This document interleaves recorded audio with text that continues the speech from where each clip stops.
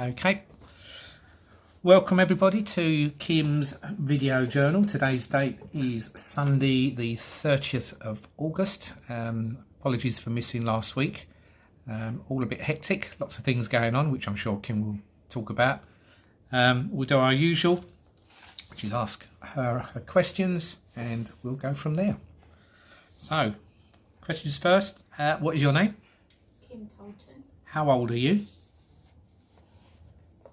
57. What is your date of birth? 22nd of July 1963. Who are you talking to? My husband Steve. How many children do you have? 4. And what are their names? Carly, Michael,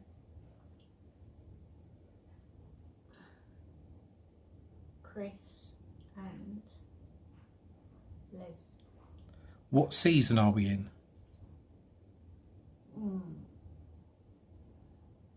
I suppose loosely you can still say summer. What are your grandchildren's names? Alfie and Leia, Corey and Sky and Mia. What's your favourite colour? Orange. Name a fruit beginning with the letter P. Peach. What was your last job? I was an advanced nurse practitioner working with cancer patients. What year is it presently? 2020. What was the song you danced with your granddad? Moon River. What is 100 take away 3? Sorry, how much? 100 minus 3.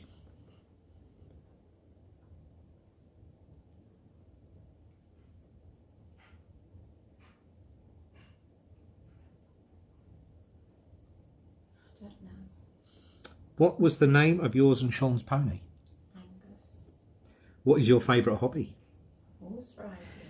What town do we live in presently? Battlesbury. What date is Christmas Day? 27th December. Hold up 3 fingers 1, 2, 3. and name a Carpenter's song that you like to sing. I'm on top of the world. Okay, you have a book next to you, Rosa's Thai Cafe. There is an introduction with 9 subjects. Would you like to read them out to everyone? Small bites. Salads. Soups. Curries.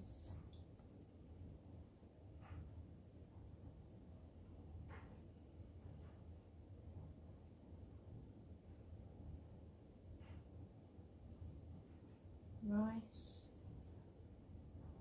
and marinades, noodles, and rice. I must have done something wrong there because I did rice twice. Doesn't matter. Okay, leave that for the moment. Obviously it's been a couple of weeks since our last chat, so has anything happened that sticks in your mind that you've particularly either enjoyed or not enjoyed, or you're looking forward to or not looking forward to? Despite hating going out generally at the moment, I am delighted to say that I am the first person back riding for the disabled at my local club. Well, you're the first adult. Sorry, there's probably children going in. And how many times have you been? Twice. That's it. Obviously you can't go this Monday because it's bank holiday, but yeah, I thought I was so excited because I was doing really well with my dressage, and I thought, yay, I'll remember it for next time. especially as you did something for the first time.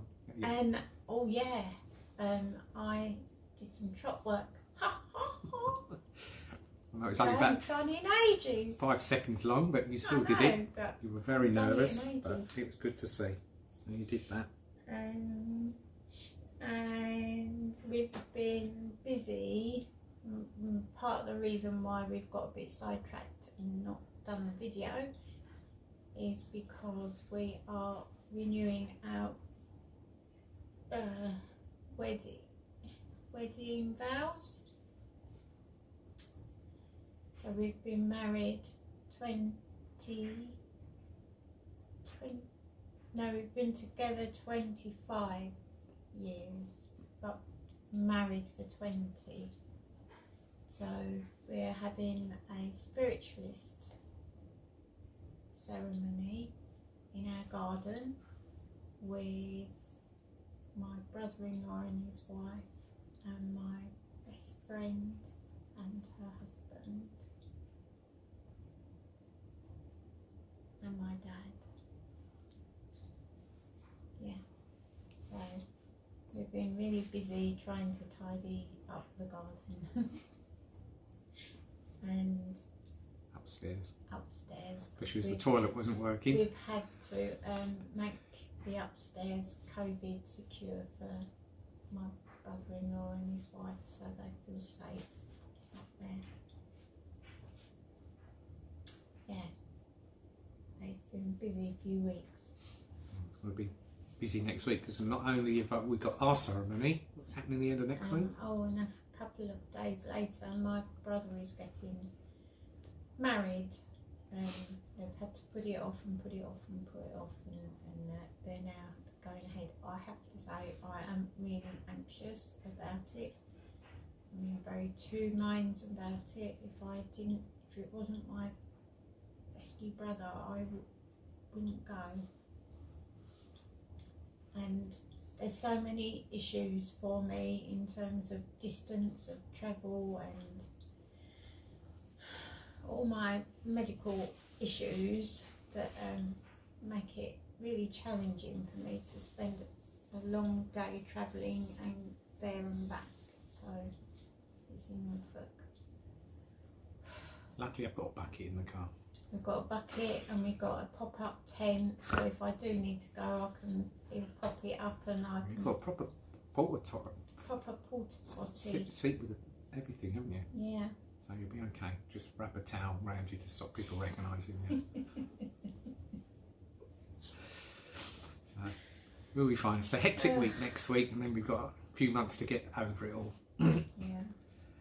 And that's about it, isn't it? I think so.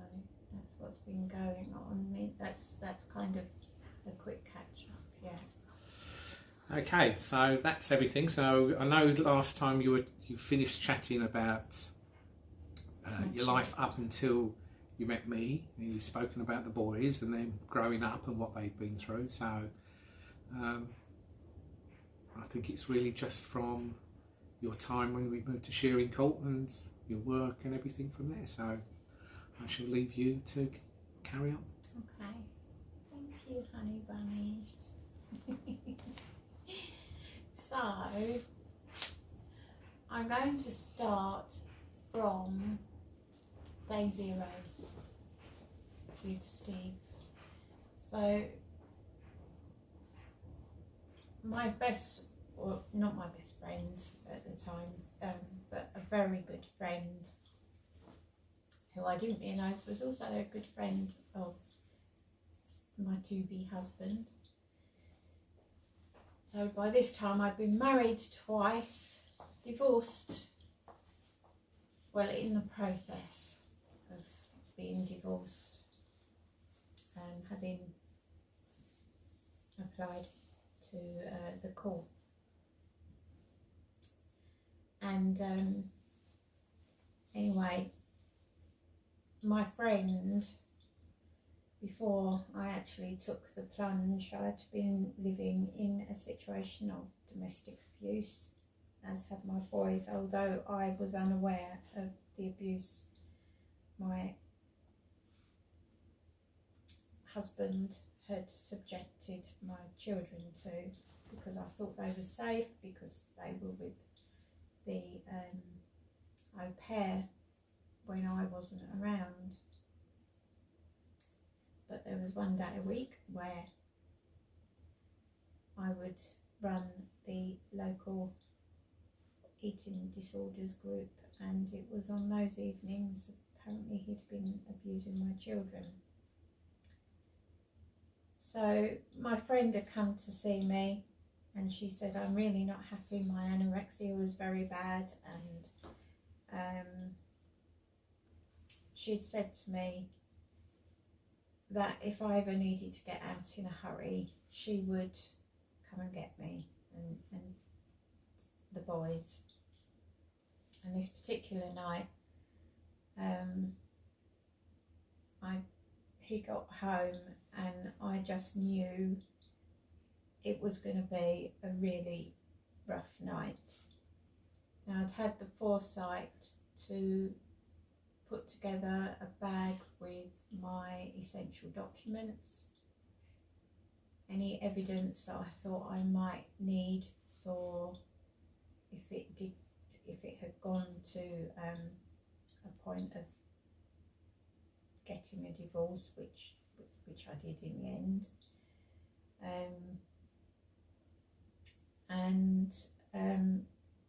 I had pre-prepared a bag with clothing for the boys, another one with toys, and a bag of my clothes that was easy enough for us to sort of sneak out of the house. So on this particular day, I rang my friend without him knowing, and she come and collected us and gave us sanctuary, for which I'm forever grateful.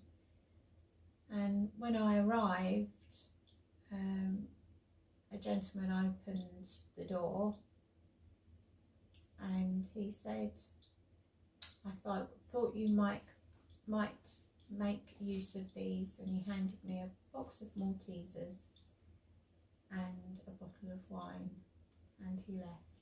And that was my Steve, to be my third husband in the future. It was a really difficult time, and I brought terrible times on my friend as well, because my husband because my friend stood up for me, protected me when he would come around being very difficult. And he actually laid out her pet guinea pigs and rabbit in their back garden for us to find when we got home from our college one particular day. And I just remember thinking, I can't put this on her. And then the next thing I knew was I'd gone to college. I was a student nurse. I was in my first year of nursing as a student, and he tried to abduct the children, claiming them to be theirs. But thankfully the college contacted me, and I said no, he's not to take children, and I had forewarned the school.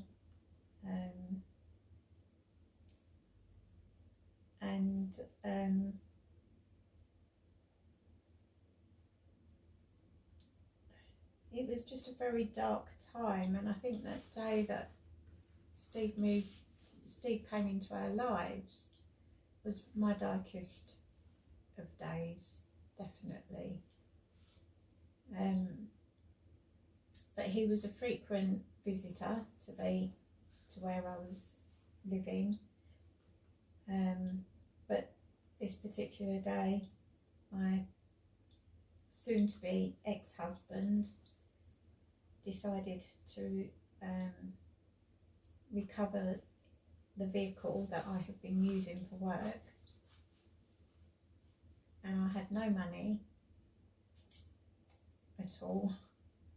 I had my cigarettes, but I didn't have any money, and I just didn't know what to do.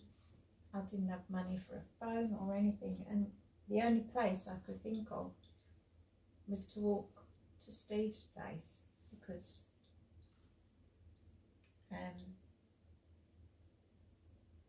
we clearly had a connection, shall we say. I was very nervous about getting into another relationship, so it was a difficult time, but we definitely had a connection. And it was then that I realised I was causing terrible distress for my friend as well. The poor boys got bumped around to several schools, but eventually I was put into a hostel, and Steve used to sneak in of a night time on occasion through the window and spend the night with me, with the boys in the double bed, and then he'd creep out in the morning and whiz off on his motorbike. And that was a horrid time. I felt very unsafe there. It wasn't a very nice neighbourhood. It was largely drug dealers and prostitutes. But the council found me and the boys a temporary home, a little flat. And we started to make a blended home, because Steve had his two children, which is Carly and Michael. Now, I don't differentiate Carly and Michael from my own two boys that I gave birth to, and their mum kind of feels the same back, if you know what I mean. And we get on really, really well, which is lovely. So it's that side of things was always quite easy. And I can remember when I had to declare myself homeless, and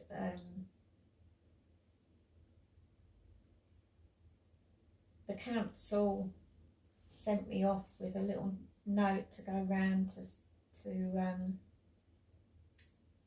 job centre, and they just basically said, well, you'll have to give up work. And I said, I'm not giving up work. I want to make a life for me and my boys. So I made do, and we did, I did make do, and it was really difficult. And Steve was spending more time visiting us, and he was fed up with the retail trade. So not long after I'd moved into our permanent home, which the council gave us eventually, and I said to him, well, you're on a low salary, I'm on a low salary, because I was just getting a small bursary each month. I said, we might as well pull together and live together. And that's what we did.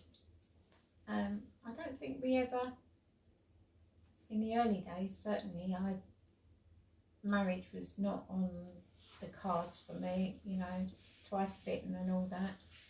And I did give Positive a real run for his money, because I was damaged goods. I had lots of hang-ups. I think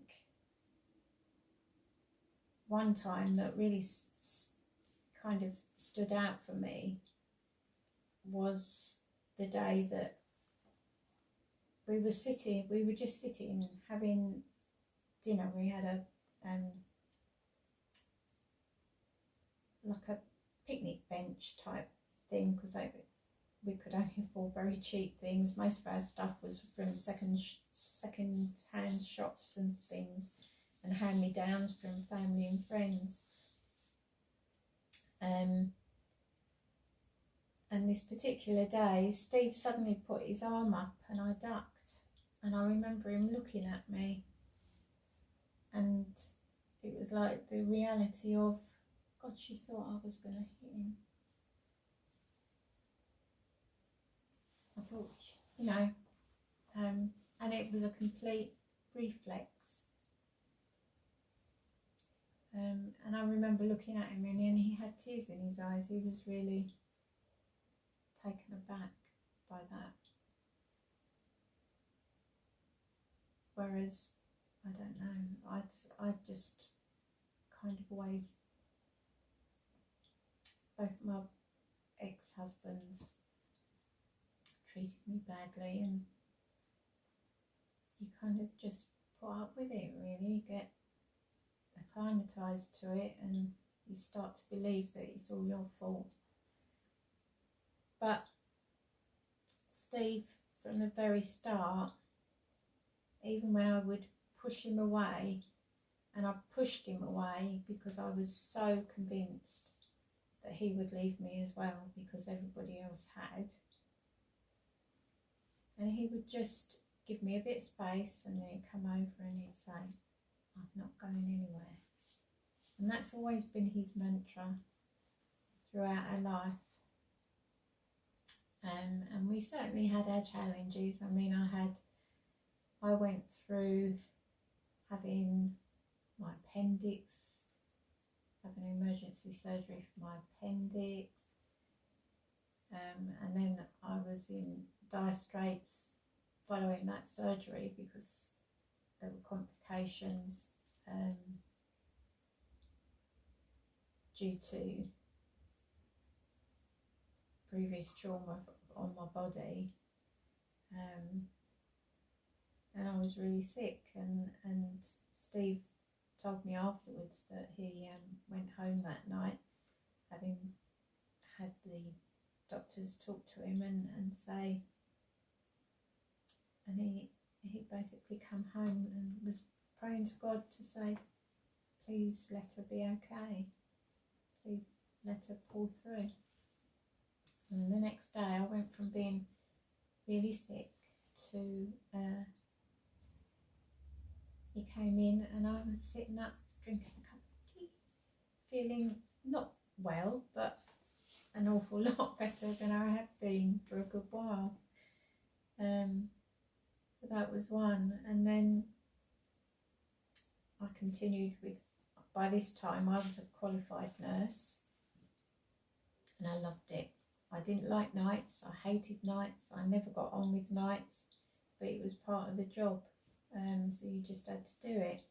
I was very lucky that I had one or two colleagues who actually preferred to do nights, because you got a slight increase in your pay at that particular time if you were doing nights, and I would do their sort of take their shift, but you know, night duty was just part of it. I never slept. If I was doing nights, it was just awful. If I had to do 4 nights, it was just a nightmare, an absolute nightmare. By the end of it, I was ready to drop, because I just couldn't sleep and I couldn't rest on my break, but you know, I loved the job. I loved being with people and helping people, watching them through their troubles and watching them come out the other side, and obviously some of them not coming out the other side. And one of the things I was always really proud of was that I never allowed somebody to die alone, even if that meant that I stayed very, very late after my shift just to let someone sit with them until they passed. And I always felt so very privileged for being allowed to be part of that part of people's journey. eventually I loved my boss, but she moved on, and I didn't particularly like the way the new ward sister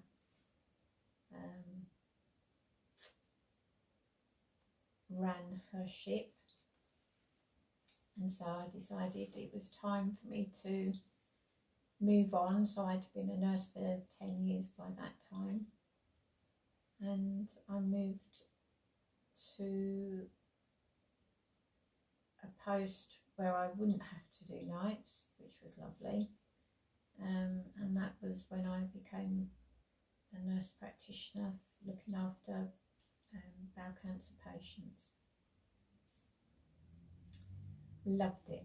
I really loved it. I absolutely flourished, and it was a fantastic time. It was incredibly intense because there was an awful lot of training that I had to do, really taking it up a notch. I was studying my masters, and it was whilst I was studying my masters I had terrible problems with sciatica, really severe sciatica, and I was really struggling, you know, to put it in comparison, on an average day a nurse will walk 10 plus miles in a day, just walking the wards,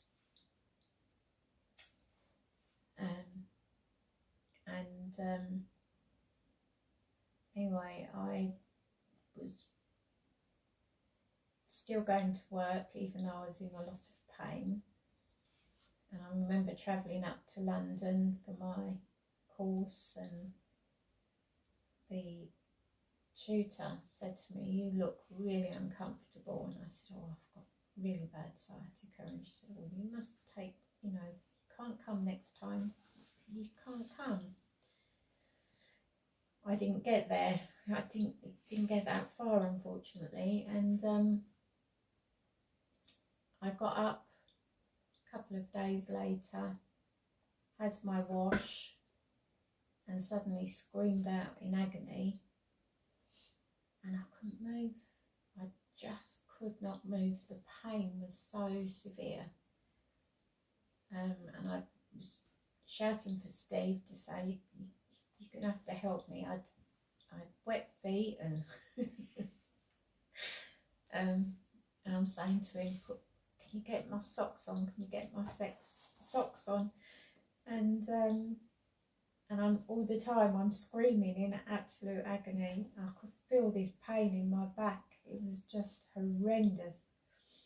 And anyway, Steve eventually, he's not an alpha male at all. He's very calm and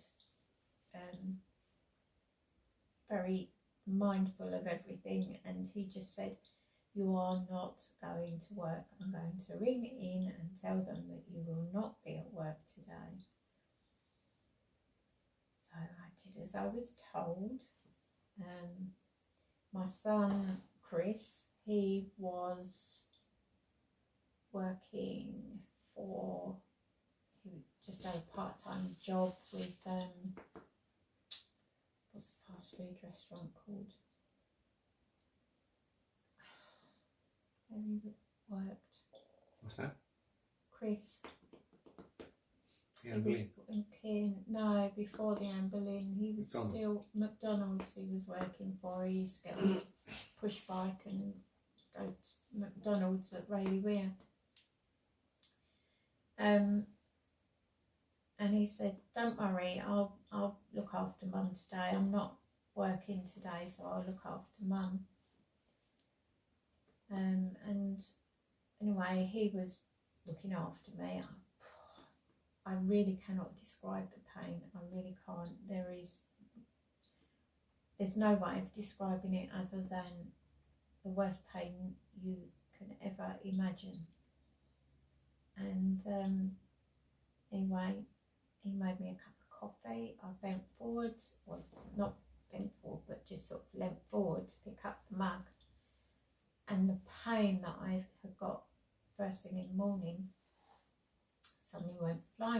back, down my leg, and then it was followed by numbness, and I thought, oh shit, I'm sorry, this is not good, because in my role I knew an awful lot about neurological problems and you know, and I thought, I'm in trouble. I didn't have any dosh at home. Managed to scrape a few pennies together. No, I did for this one. I did manage to scrape a few pennies together, and I drove myself with a numb leg. Thankfully, my right leg, driving leg, was okay at the time, but the other leg was numb.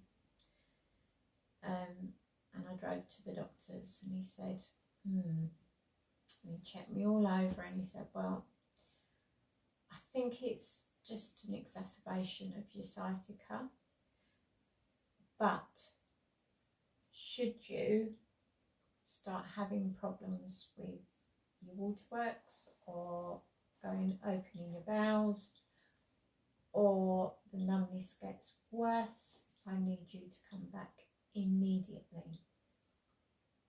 I said, okay. He put me on very strong painkillers, and a couple of days later,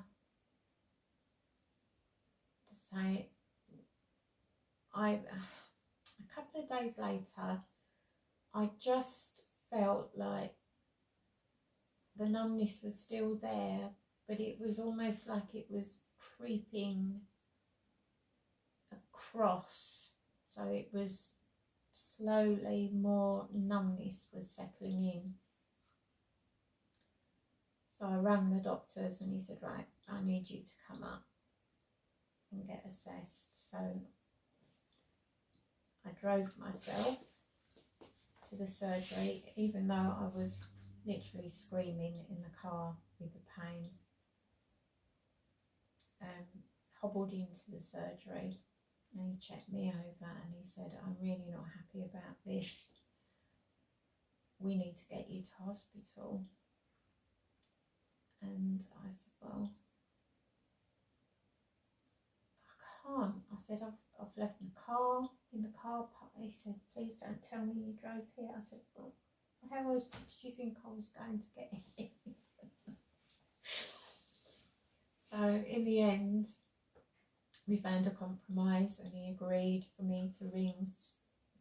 I agreed for him to ring Steve, GP, rang the hospital, and he said, right, as soon as you get home, I need you to get yourself to the hospital. I am really concerned. Didn't say what it was, but I wasn't stupid, and I knew it was not good. Anyway, I got myself home, and when Steve arrived, I said to him, you've got to help me have a bath, because I can't go in looking a mess. And I'd had my hair done just a few days before, and I'd wanted it recoloured, and it came out really bad. And this was with the hairdresser, actually with my hairdresser. It looked awful, but not a lot I could do about it. Anyway, we somehow managed to, he helped me to have this bath, because we didn't have a shower, so it was struggling with that. And Steve was quickly rushing around trying to put together a toiletries bag for me and everything. And as I got out the bath, my leg just completely gave way, and I just remember screaming out, and I said to him, we've got to go, and we've got to go now, because this pain now quadrupled in severity, and it was terrible. And I was screaming in the car because of the pain, and it was just dreadful. And I arrived at the hospital, and they'd whizzed me straight into the MRI scanner, and then everything stopped. And it was coming up for a weekend, so I was there a couple of nights, and then they decided I could go home on weekend leave. Nobody, we questioned it, but they said no, it was okay. So I went home. First night home, I mean, bearing in mind I really was in agony, and the first night I woke up in the night and I'd wet myself full on and hadn't even been aware of it. And I thought, oh my God, this is really not good.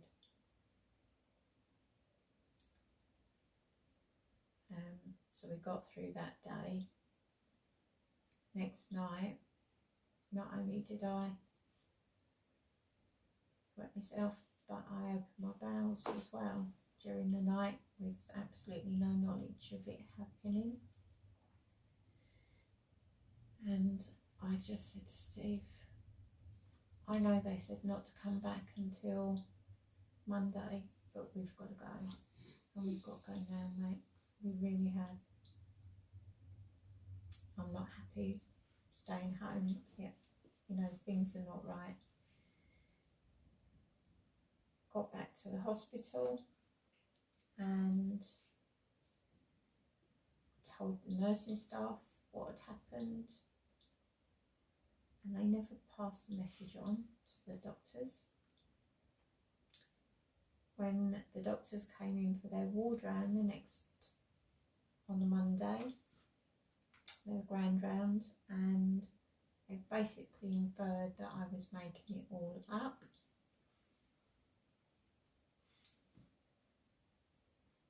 And I was getting so cross, and I was so upset, but I was in so much pain, and I even had the consultants I was working with were ringing the hospital to talk to me to say, you need to get you need to self-discharge and get yourself to Old Church Hospital. And I just kept thinking, I can't bear that drive, I can't, you know, they know what's going on with me here, so it's just better to stay here, surely. And I was so drugged up, I couldn't really think properly. Anyway, 2 days later, was it? Or nearly 3 days later, I think it was. Maybe, no, more like 4 days later it was, because he had a long weekend off. The neurologist comes back on the ward, comes straight over to me and says, Mrs. Tolton, we have to get you into theatre now. I've just seen your repeat MRI scan. And I said, I haven't had a repeat MRI scan. And he said, yes, you did. I've just seen your repeat MRI scan. And I said, I honestly would know if I had been in that scanner twice, because it was horrendous. And I would be telling you if I'd had it done twice. And he looked at me and it was like, oh shit. And what had happened is that they had muddled up my x-rays, or my MRI report, with somebody else. So they have been reading somebody else's notes. Nobody had double checked it. And at that point, I and they said, we need to get you into theatre now. And I said, not here. I said, you're going to transfer me to Old Church because I have no faith in you now. And I was blue lighted over to Old Church Hospital, and they were calling for me to go to theatre. As I was wheeled in from the ambulance, they did a quick examination and checked me over and everything. And I looked at them and I said, there's nothing you can do, is there? Because I knew when they were checking whether my back passage was working or not, I knew it wasn't moving. And I said, there's nothing you can do. You can't reverse this, can you? And he just looked at me and said, it's unlikely.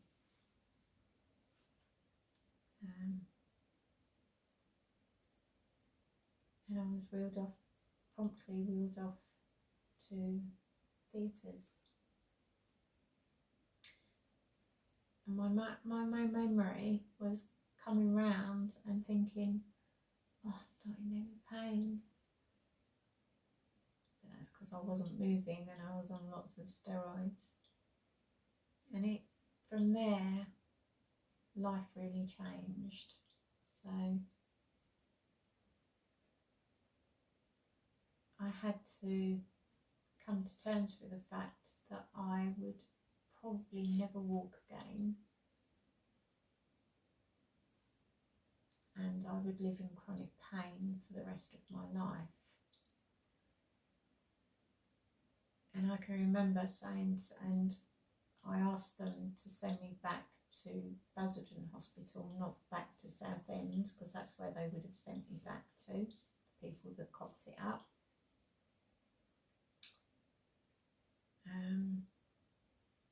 So I went back to Basildon Hospital and they helped me with the initial rehab and everything until I was ready to be discharged home. So I can remember saying to Steve, I can't give you what you need as a man and a wife. And he said, I'm not going anywhere. I said, but, and he said, I'm not going anywhere. You're my wife. I'm not going anywhere. So I'm going to leave it there for today. And then I'll tell you about how I moved on from there. Or how we moved on from there. So that's it for today. Okay. Thank you everybody for listening. And hopefully we'll be here for next week. Everyone take care. Bye bye.